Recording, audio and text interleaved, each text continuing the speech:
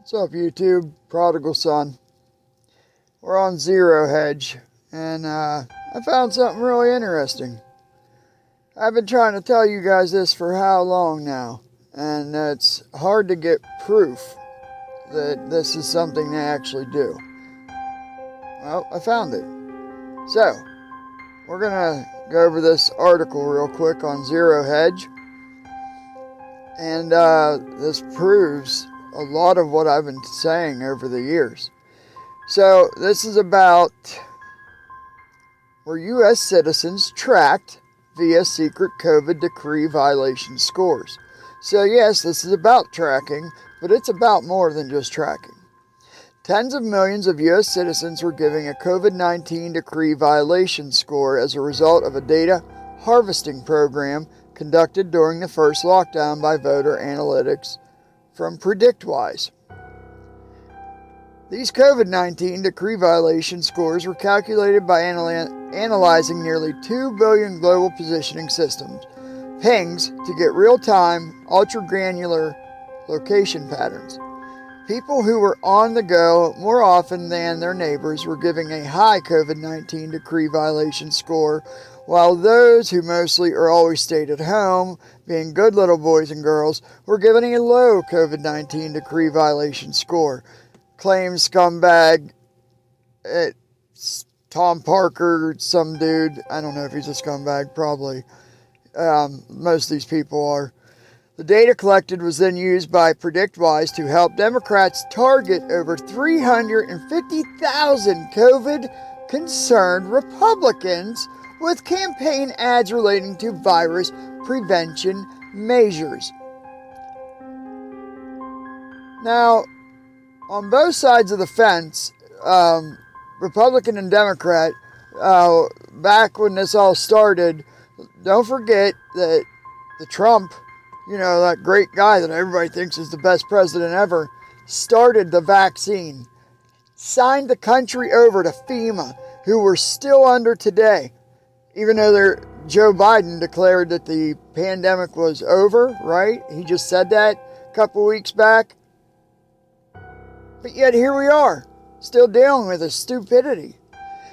In my opinion, COVID is real. COVID can kill. So can the flu, and so can many other sicknesses.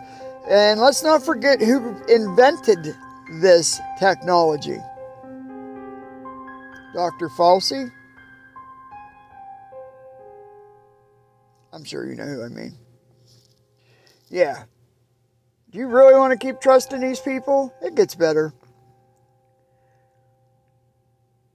I want you to understand that Democrats targeted Republicans through data that they collected, not illegally, per se. But did you know you were being tracked? Did you agree to this? Are you okay with your cell phone government listening device tracking your every move? Okay, I wasn't going to get into all of this, but do you really think that all this money was poured into technology just so we could have cell phones and the ease of convenience? Think about it. Do you really think that's what they did this for? Cell phones. You think this was all just for our benefit? They like to make it seem so. That's been their game for quite some time.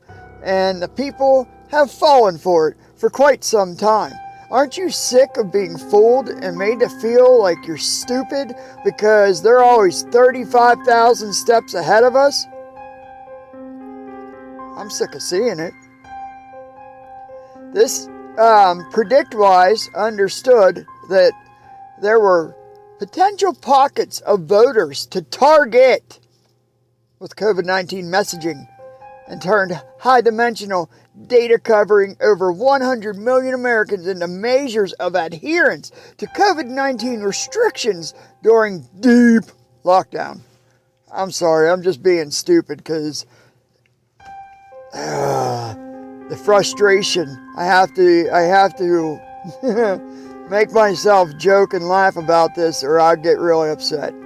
And I'm upset because I've been telling people this forever, and yet here we are still going down this path. You look around at our country and it's not doing so well. And if people would just stop trusting these people that are supposed to work for us, we elect them, we pay their salaries, they're to work for us. But that is never, ever the case. Ever. So not only do they not work for us, they track and trace us, they use data harvesting against us to try to brainwash people. Okay, this was another thing when COVID started. If you keep people under constant fear, they are very easily controlled. Look it up. This isn't conspiracy theory. This is actual fact. So, what they do? They kept the population in fear. What does this article admit to? They targeted with COVID-19 messaging. Democrats targeted Republicans with COVID-19 messaging. So they're using fear as a weapon. They're using data harvesting as a weapon. And this is a form of mind control. I don't care what you want to call it. That's what it is. All the stuff I've been trying to tell you guys forever.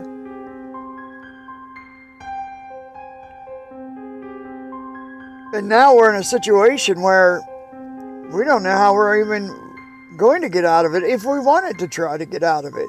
I mean, they really got us, locked in here. And all these people still wearing masks. That was a way to find out if the public could be hacked. Humans could be hacked. Just like the colored hair thing and all the other craziness in the world. These were all forms of hacking, human hacking, to see if they could do it or not. What do you think? Were they successful? This information was used to help identify 40,000 persuasion targets. Still think I'm not knowing what I'm talking about?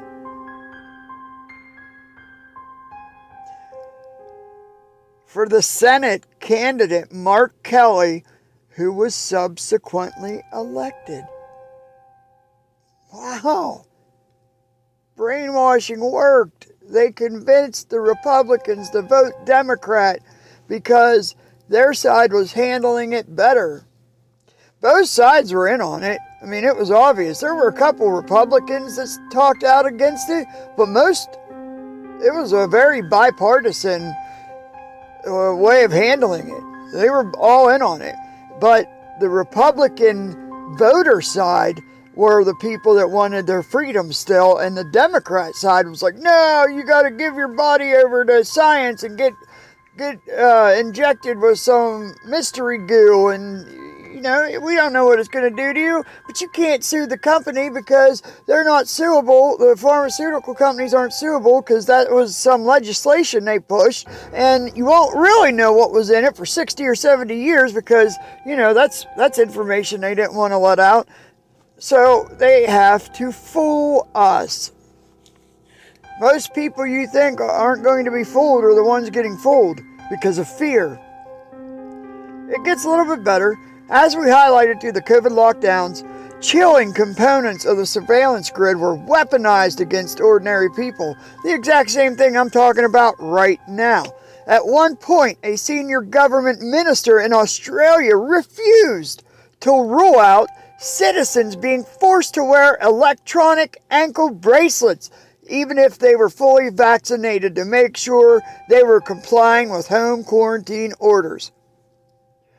I mean, seriously, is this really, really what you want for leadership? We got John Fetterman running for Senate in PA, and his policies are more radical than Newsom or Beetlejuice in Chicago, Lori Lightfoot. I know that he's not running for Senate or mayor or anything. I'm just comparing his policies to other extreme policies. He wants to let all the criminals out of jail. Murderers, rapists. They want to let them all out of jail to run free and, keep doing what they're doing, but they want to put ankle bracelets on people who don't follow COVID measures, and even ones that do. This is the world that's going to be so much better. Like, this is the best part of all of this. 1940s, 50s, and 60s USA was the heyday of America. We were nobody was touching us back then. You had nothing on us. We controlled the entire world. Our money was going around the world.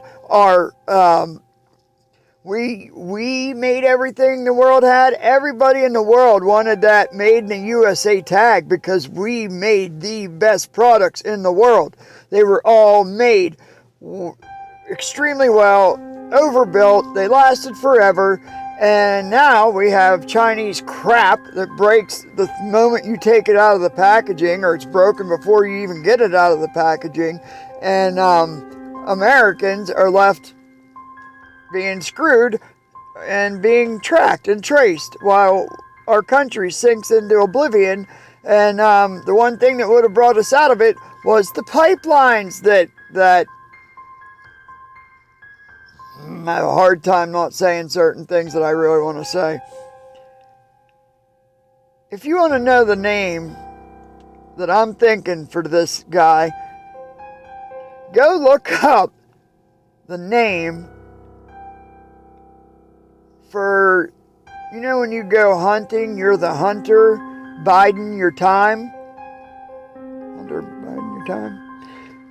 Yeah, that guy, his laptop that got found, go look up, find out what his dad's name was in his contacts.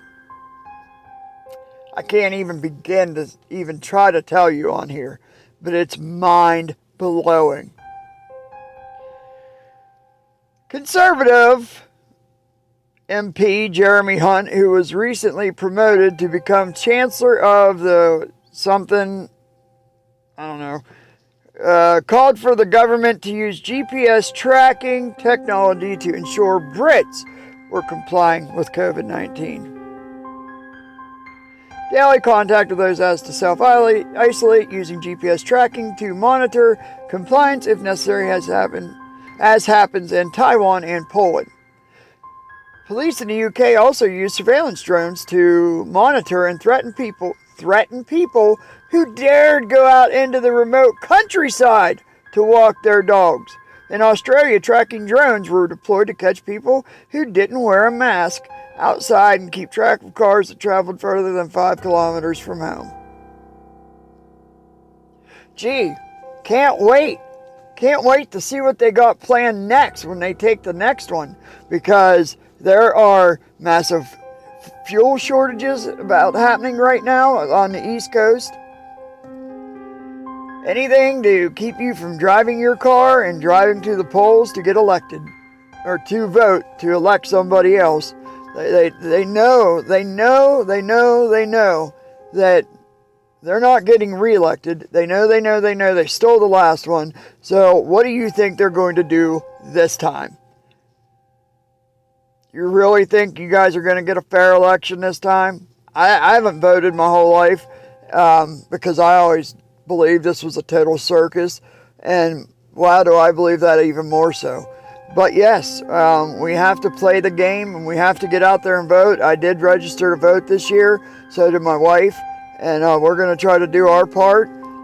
But here's the thing. We know what their plans are. Gail Bates. Come on, I can't even speak his name. Gates of Hell. Bill. That guy. He gave an article. I made a video about it, and they striked my channel. I've never even gotten a strike. I have almost no subscribers. I have almost no views. I still make videos because I'm trying to at least do my part. Even though nobody watches them, I still feel the urge to at least try to get through to people. And they hit me with a strike for mentioning his name and talking about an article where he had given an interview saying that there'd be a hung election and there'll be a civil war. Because that's exactly what they're hoping for. This has been in the works for years. There's books written about it. So what happens when they actually steal the next one? Are you just going to do what you did last time and just sit by and let it happen? I'm not telling you to go be violent. I'm not telling you to go do anything. I'm just saying, what are you going to do? Because